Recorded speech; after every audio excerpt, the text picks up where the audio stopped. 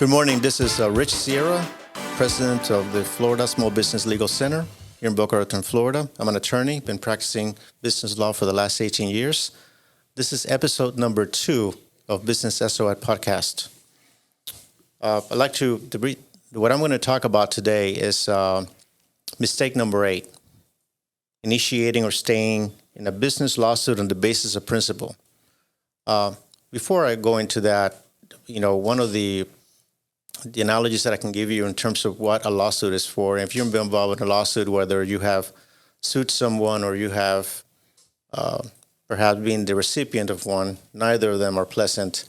What I tell my clients is that a business lawsuit is like being in a bar fight, or any type of lawsuit for that matter, is that there's going to be a battle between you and your opponent.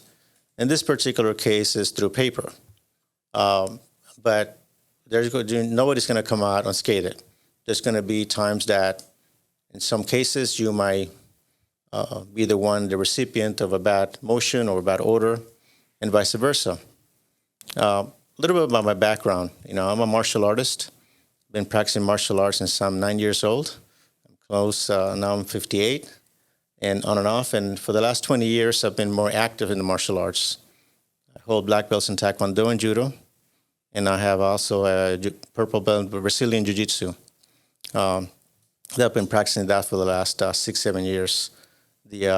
I've competed in national and international competitions in Judo and Jiu-Jitsu. It is a very unnerving process. Your adrenaline rush is very intense. And then when you face an opponent that his whole mission is to either choke you, immobilize you, throw you, or to put you in some type of submission like an arm bar or a knee bar, it really raises all your senses and your focus in trying to protect yourself and hopefully beat your opponent. It is a competition, so obviously there are rules, and there are rules of engagement of what you can and cannot do, but injuries can happen. Fortunately, it is time-based, and there are rules that protect you with the referee, and then you basically have that experience and move on. So I do bring a lot of principles of the martial arts into my practice, into my life. It's a big part of my life, and I truly enjoy it. So certainly looking forward to go back in the mat very soon. I stopped when I got a hip replacement 2 years ago. But I certainly want to go back in some fashion. And right now, the way I'm contributing, I'm a proud sponsor of the national team of Key to Side National Training Center here in Coconut Creek, Florida, that they send this future Olympians to national and international competitions. It's truly one of the best training centers in the entire country, and people travel all over the world to train here. We actually have a number of Olympians from the club, including Angelica Delgado, who has been now to 2 Olympics. So I'm very, very excited to support that team. But let's go back to Business SOS. This is a book that I wrote, been writing for the last 10 years, and finally got released in January of this year, 2023, has been very well received. And book title is Business SOS, 8 Common Legal Mistakes Business Owners Make and How to Avoid Them. And just to give you a little bit of insight on the book, it's basically a conversation. It is not a treatise on cases or how-to manual and forms. It's really my experience with business owners when I found out that the reason that many of them came to my office, they came for the same problems, whether it was a contract issue, whether it was a litigation issue, whether a partnership issue that a partnership did not go well, whether it was a time that one of the vendors sued them or they sued a vendor. And I realized that many of these problems could have been avoided with some prevention or some advice in the first place. So that's why I wrote the book. And some of my clients call it as a reference manual. And I think it might be, because every chapter is independent. Every chapter has something to offer. And the reason for my podcast is that I want to give you, as you're giving me your time, and I do appreciate the privilege of your time, is to, when you finish listening to me, you perhaps get an idea, a nugget, get something, and say, you know what, I never thought about that. I'm going to look into this, into my business. And that is the purpose of it. And also want to perhaps invite you to be part of the show. So what I'm going to like to do is basically, if you have a legal issue that you want me to discuss, and I will not mention your name, mention your situation, I'll basically, if I select your topic, I'll send you an autographed copy of my book. So at the end of the show, I'll basically, the podcast, I'm calling it a show. It's only number 2, so who knows? At the end of the podcast, I'll basically tell you how you can reach me and how you can be part of the podcast as well by participating, sending me your questions or your legal issues. And again, if I select yours, I'll send you an autographed copy of my book. But let's get back into it. Let's get into the topic today. I'm going to talk about mistake number 8, initiating or staying in a business lawsuit on the basis of principle. Business lawsuits, for the most part, are about money. There are some of them that deal with injunctions. They might have to have a court order to stop someone from doing something, whether it's a non-compete, whether it's a contract that they agreed not to solicit employees. So in some cases, there's a reason why you want to have an injunction placed in court to prevent that activity, that action from happening. But for the most part, when you're talking about business litigation or a business lawsuit, it is about money. It's about some money that either is owed or damages that somebody suffered as a result of a breach of a contract. So in my experience, 90+% of these lawsuits involve a breach of contract in some fashion. So what happens if you get sued? Say, a vendor feels that you breached their contract, you did not pay them the way you agreed upon. I'll give you an example. Say in software, there's sometimes softwares that companies develop and they're not happy with the results, so they perhaps perceive that the actual outcome, the actual product was not what the client expected. So the client decides not to pay. So the software company decides to sue, say, listen, I developed this product for you. We're entitled to receive compensation. And that's where the dispute begins. So say you're the recipient of this lawsuit, what do you do? The first thing is, if you know there's a lawsuit that's going to be sent to you or you're aware of it, do not avoid service. It's not a good idea. Just receive the lawsuit. Just say, you know what? Somebody calls you and process server, for example, says, we have a lawsuit to serve. Just accept the lawsuit. And number 2, do not panic. You don't have to sign anything. They just hand it to you and they file something, what is called a return of service. And the process server will sign an affidavit basically saying that you were served in this particular date and time. And then you go ahead and and that's all you have to do. There's really no need to avoid service. There's no need to hide. Just accept it. The good news is that in most cases, you have time to respond. So you receive this lawsuit. It's called a summons along with the complaint. And so when you receive it, the first thing you have to do is do not panic. There's no reason to panic, especially in a business litigation context. If you're in business, it's likely that for a long time, it's likely you will have a dispute some way. Sometime along the way in your business career, you will have some type of business dispute. It's going to happen. If it hasn't happened to you, you're very fortunate. Hopefully it will not. But if it happens, it's no big deal. Disagreements happen all the time. So do not panic. You receive it. Obviously, you're going to read the lawsuit, and then you're going to be angry because there's a lot of allegations that are written in this complaint that are not true, that you're going to believe this is just not true. And in some cases, they're inflammatory. So in that case, do not get upset. It is upsetting to receive a lawsuit, but try to take it in stride that it was written by an attorney based on the information that was provided to him or her by the client, which is your opponent, your opposing party. So this is all the information that they have, and they write the lawsuit in such a way. Writing complaints is an art, and there's specific methods, specific ways that we have to write the lawsuit in order to survive what we call a motion to dismiss.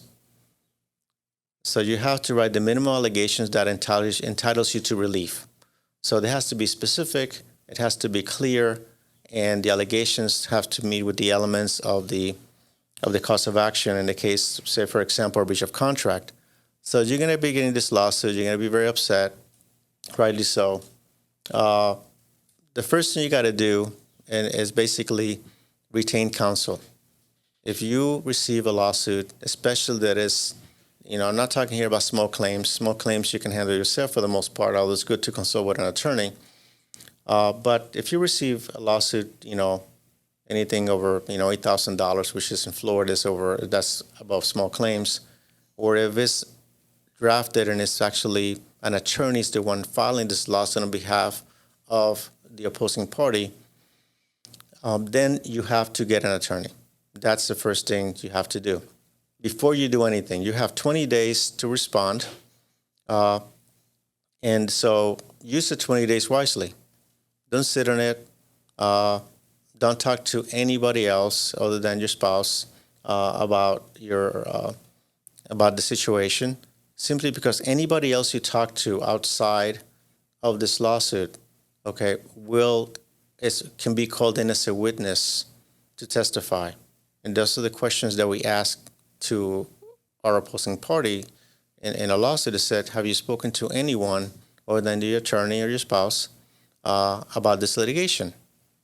If the answer is yes, then we have the ability, we have the right to, and the authority, if we want to go ahead and depose the party that you spoke with about this lawsuit. So you receive the lawsuit, you sit on it. Unfortunately, you probably won't sleep at night, but it happens. But the next thing, you just call an attorney. Make an appointment with an attorney. Go ahead and that understands the type of lawsuit or the situation you're in. In this case, we're talking about business law. So a business litigation attorney will be the most appropriate one to call. And then make an appointment, whether it's a phone, virtual, or in-person consultation, and discuss the lawsuit with that attorney. You two talk to more than one attorney, that's fine. Any conversation you have with an attorney about this lawsuit, it is privileged and confidential. It's attorney-client communication, regardless of whether or not you retain this attorney to represent you. But at the very minimum, that conversation is protected and no one can ask that attorney to testify regarding that communication that you spoke with that attorney. So you go ahead and speak with an attorney, and then you find an attorney that you feel comfortable with, that understands your situation.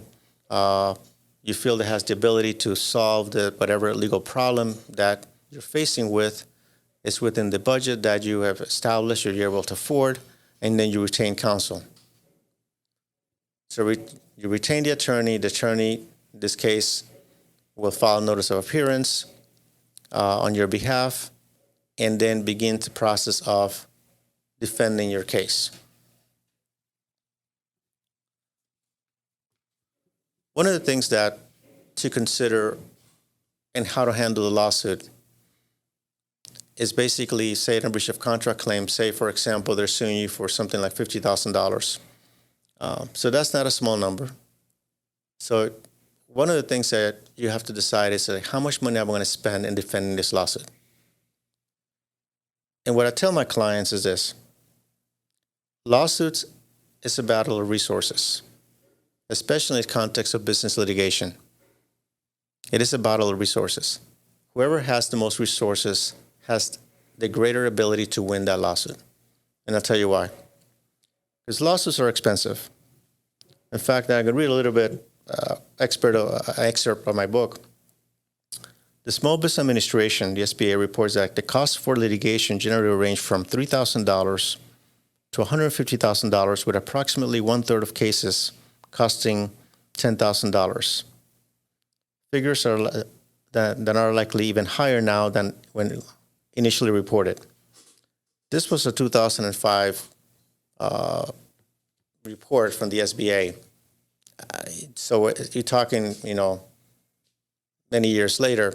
I will tell you that a breach of contract lawsuit could easily exceed $25,000, $30,000, $40,000. If you have, depending on the number of witnesses that you have, depending the number of documents that you have to go over, a lawsuit can be very expensive. So you have to make that cost-benefit analysis about, if you have to defend it, your objective should be, how can I get out of this as soon as possible?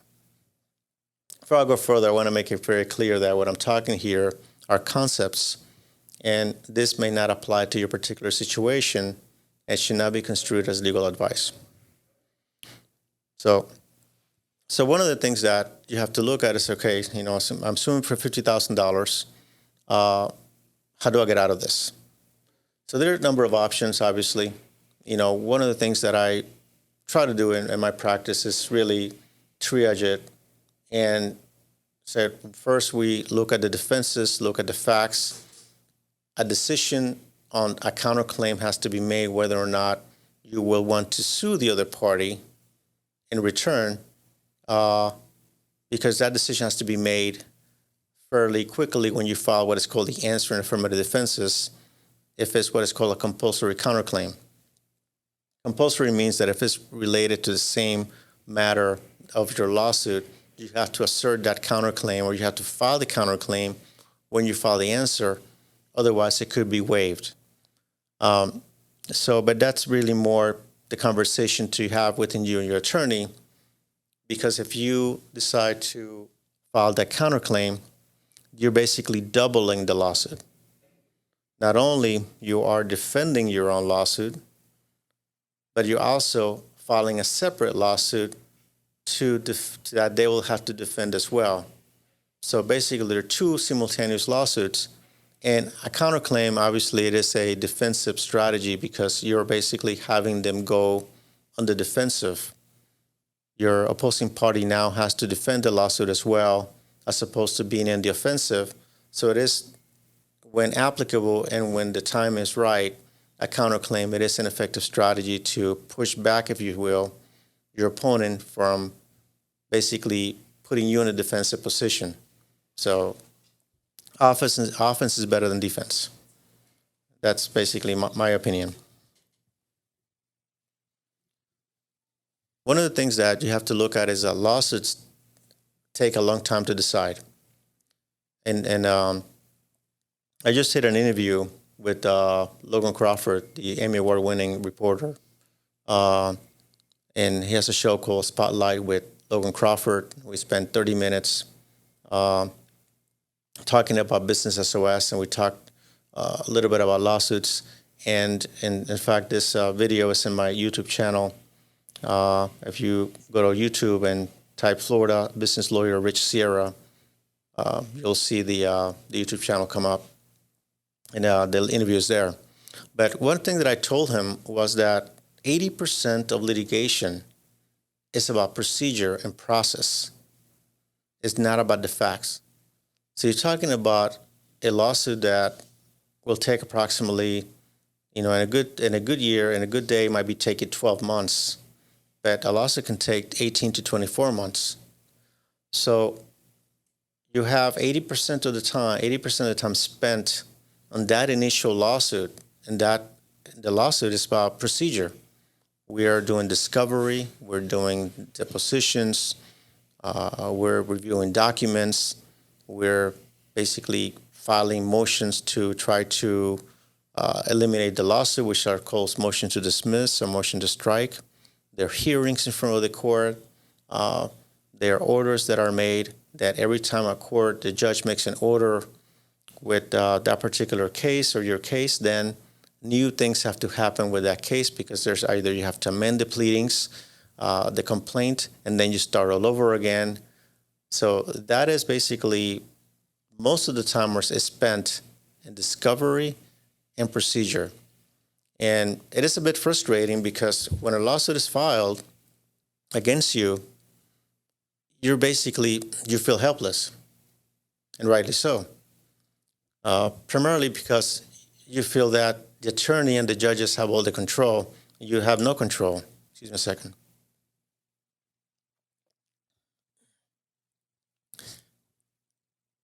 So when that happens is because the lawyers are trying to figure out a way to neutralize the case by put it in a place that you're in a better position to go to trial. So 80% of the time during the course of the litigation, we're spending time and resources fighting the other side, or basically being offensive with respect to trying to reduce your risk in the lawsuit, whether it's a claim that was not properly pled, some type of mistake that was made in the lawsuit that we need to remove from the lawsuit. So by the time that the lawsuit goes into trial, the only allegations that are left, the only claims that are left, are the claims that survived all the challenges, judicial challenges that we place. So it is very frustrating for you, the business owner, that this lawsuit is going around and is basically clouding your thinking and your concentration. And every month you get a bill and you find out that there's a lot of these hearings, these motions, and you do not understand why there was a hearing on a motion to compel discovery against the other side. And you don't understand why they asked for extensions. You don't understand what the judge ruled against you when you do not want to provide documents, for example, financial documents that you feel they're confidential, but the court says, yeah, you got to provide them anyway. So that is that's a challenge for you. So, but it's also psychologically and emotionally draining. You talk about somebody trying to file, basically asking the court, telling the court that you breached a contract, that you committed some type of unlawful act that pursuant to some agreement that you made with the other party. And because of that, that other party is entitled to collect money from the business that you worked, most of your adult life for, and you basically sacrificed a great deal. And so it is very unnerving. It is very stressful. And it's not something that you should handle yourself. Certainly not. But even with hiring an attorney, it'll be stressful because it's also the financial cost involved with it. The litigation is expensive for two reasons. Number one, the attorney's fees are involved on an hourly basis. Litigation attorneys are expensive. We try to triage things, and in my case, based on stages of litigation, and to see if we can get this problem resolved before it escalates. But for the most part, litigation is, you're talking a few $100s per hour for attorneys, and they range in different rates depending on the location. Plus, there's also paralegal time that has to be paid as well. And then you get your bill, you find that there are email communication that took place, there's phone calls that took place, there's an array of activity that took place. And then, after 3 months, you find that the complaint has been amended, and in essence, it's like starting all over again. The analogy that I can give is basically this is like a really bad video game that you have to go back to square one in some cases. But that's the nature of litigation. Fortunately, the court kind of establishes some deadlines through case management, which basically tells the attorneys, this is the way we're going to handle this case. and we're going to get this case resolved in 12 to 18 months, and you will have deadlines that after this particular date, you can no longer amend the pleadings. After this date, discovery will be cut off. After this date, you have to basically give us all your witness list. In essence, the court will establish very, very strict deadlines in order to move the case forward and give you closure. But that's basically mostly procedural matters, which does not resolve the case. So you ask yourself your question, what can I do if I'm involved in a lawsuit to help my attorney advance this case?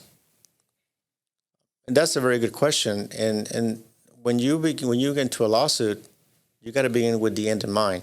You got to begin, okay, how do I end this? There are two ways you can end this. Number one, settlement, and I'll talk about that in a few minutes. And number two, going to trial. Settlement, obviously, is what it means.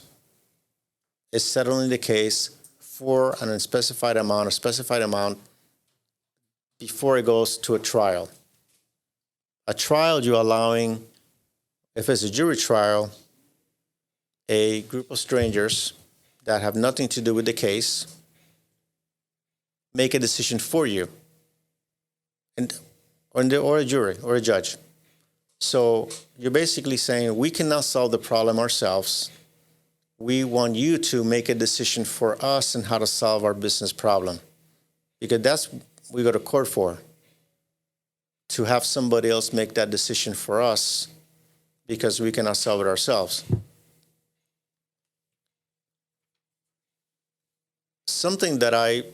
Let me talk about settlements and mediation first. Talk about mediation. I think it's very important. Mediation, for those, you may have been part of a mediation process or not, but let me just explain briefly what it means. It's basically an informal conference with a third party.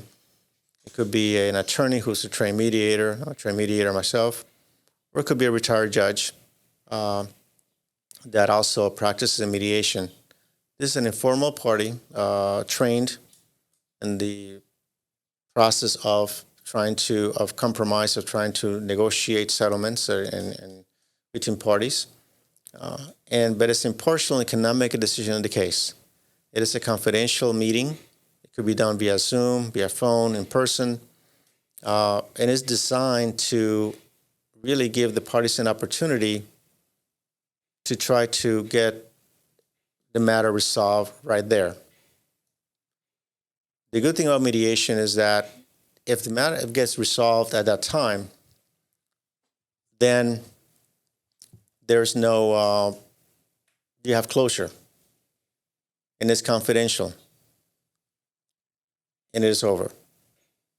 When I receive litigation cases, I try to get them resolved as soon as possible, and I encourage mediation early on in the case. Why do I do that? When I encourage mediation, when we have mediation at the beginning of the case, it gives the parties an opportunity, including my clients, to attempt to resolve the matter before additional legal fees are expended. So it's an opportunity. It's what I call an off-ramp. We don't have all the discovery. We don't have all the facts. We're not going to agree to what the party is alleging, and they're not going to agree to what our party is alleging. We're alleging against the other party. But what it will do is basically give you an opportunity to have that face-to-face meeting with the opposing side, or it could be a video meeting with the opposing side, to try to resolve the matter. So what we do in this mediation conference is basically we hire the mediator. If it's a mediation that is not court-ordered, for the most part they're voluntary, both sides would agree to hire the mediator, and the attorneys know a number of mediators, and we can exchange names, and we select one. The mediator sends us a contract. We go ahead and sign the contract, and then usually the parties split the fees equally in the mediator. Once you agree to a settlement, then we arrive at what is called a settlement agreement. Settlement agreement includes all the points of the agreement, whether a party will pay to the other party, whether a party decides not to continue the lawsuit. Usually the attorneys draft this agreement and then is approved by all the parties. It is signed. Usually at the mediation conference, can be done electronically. So then once you sign the mediation agreement, the settlement agreement, the lawsuit goes away. Everything goes away. And what it does is basically the only obligations you have henceforward are the obligations in the settlement agreement. So there are some benefits of mediation. I'm a big proponent of that, simply because of it gives you a number of things. And I had a mediation not long ago, and there was wasn't federal court, a magistrate was the mediator, and he talked about the 8 C's. These are not mine. I forgot the name of the judge. I apologize. But I decided to write them down simply because they were really good tips, and I'd like to share them with you. That if at the end of this podcast, if you face some type of legal issue, I want you to consider mediating the legal dispute at some point. And I remember a judge, the mediator case, in her opening, telling my client and telling the opposing side, and she was very blunt about it. She said, "You will settle this case." And she said, "You will settle this case either now or you're going to settle it later." She said 98% of cases get settled. The question is whether you're going to settle it now when you haven't spent a lot of money in law and litigation, or you're going to spend it later after you spend maybe $100,000 in litigation. So you will settle this case. This is your opportunity to settle this case today. So what I find out is that when people spend time thinking about solving a problem, even if they don't resolve it at that particular day, it is very likely that the attorneys will continue the conversation. Your path and your mindset has changed from litigating it in court to continuing to try to solve the matter. And 9 out of 10 times in my experience, the attorneys end up continuing the conversation and the matter gets resolved through attorney negotiation. So at the end, it gets resolved by even spending the time in a mediation. Even if it doesn't get settled that day, that is fine. You began to think about resolving the problem. So I'm going to give you these tips about the benefits of mediation. One is client control. In a mediation, you have complete control of the process. You're in control. The attorneys are not in control. We don't control the process of mediation. You control it. We're there to assist. We're there to advise. But you decide whether you want to continue negotiating or you not want to continue negotiating. You decide whether you want to settle or not settle. You're in control. Cost control. Mediation, the parties split the fees equally. Mediators could range between $400, $600 an hour. You split the fees equally. And I will tell you that spending time on spending money in a mediation conference is a lot more productive than spending in a litigation. I'm a big proponent of that. Comfort. Mediation is in a comfortable setting. Sometimes you can do the mediation from your home, from your office. If not, you go to a nice conference room. They give you snacks. Sometimes they give you lunch if it's a long mediation. I haven't had a mediation that lunch is offered yet. Everything that I've done is via Zoom, but maybe soon I'll be doing an in-person mediation with someone and they'll offer me lunch. Usually mediators buy, which is nice. But it's more comfortable. You're not in a defensive position. You can tell the mediator, please leave the room, I can talk to my attorney.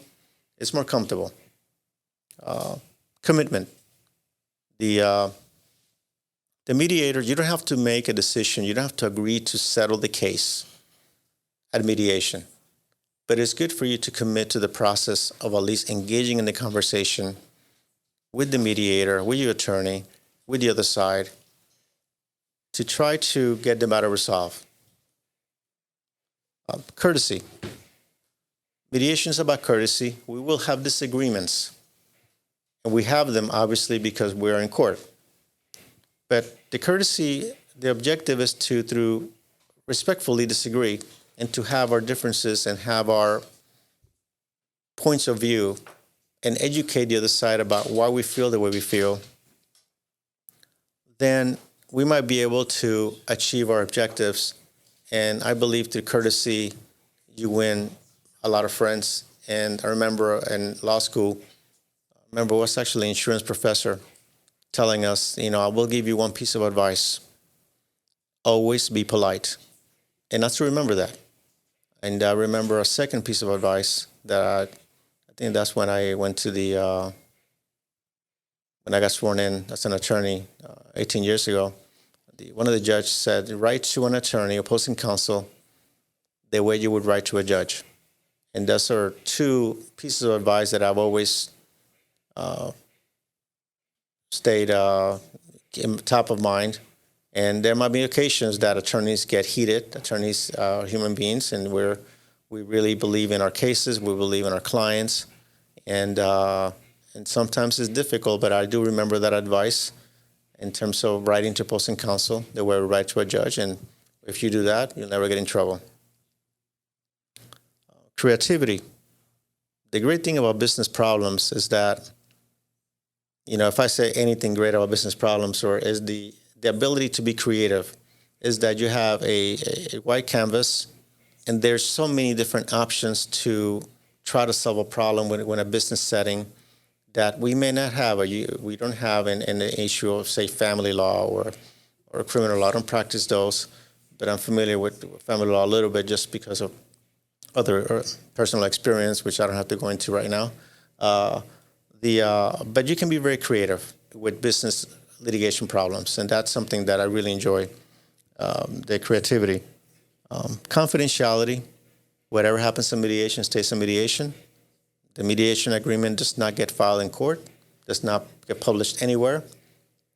Unless it is breached, then you have to deal with that as well. But for the most part, there's confidentiality with respect to mediation process. And there's also compromise. In mediation, and some mediators have said this, that everybody leaves a little bit unhappy. And that's true. You're not going to get everything you expected to get, and the other side is not going to get what he or she expected as well. But you will compromise, and once you finish that mediation, you have closure, you're going to feel a lot better. So that's